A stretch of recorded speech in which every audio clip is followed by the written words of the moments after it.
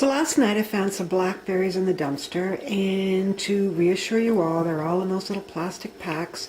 They were in a cardboard flat, and they were right on top of the dumpster. So they discarded them. A couple of boxes were moldy, which I threw out, and some were just starting to be mushy. So we kept them anyway, and I soaked them for about 20 minutes, as I read a few places online, in 1 cup of vinegar to 3 parts of water. I rinsed them thoroughly, and they're good to go. So but they're not something I would just want to eat fresh, because they're kind of mushy. You can see. So I'm going to make a fruit crisp out of them. So right here on the stove, I've got a 1/4 cup of butter melting and a cup of brown sugar. So I'm going to go and mix that, and I'll show you what goes in next. 1 cup of flour. And about a cup and a half of rolled oats. You can use any kind you like. These, I think, are 1-minute oats. I've used instant.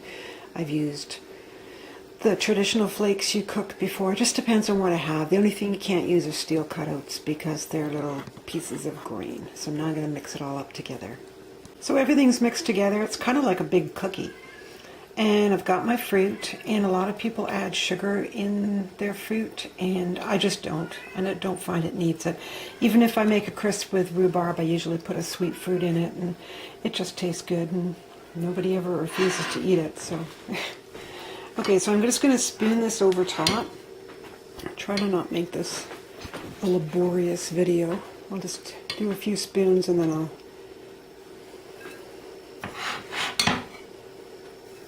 too hard to do. It's too hard to do one-handed. So all the toppings on top of the fruit, I patted it down firmly. I actually made, this is a standard size recipe, but I guess I have less fruit than I realized. So I've got enough for another crisp left over.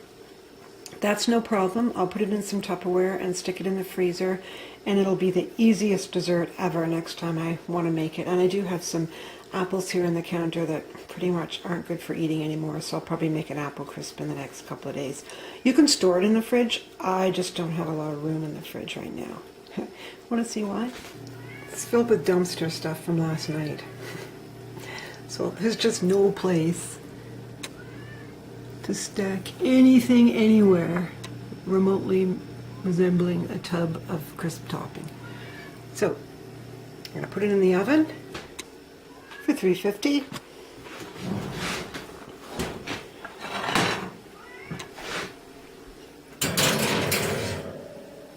And we'll check it out when it's done. Alright, that's cool enough. So, the one-handed taste.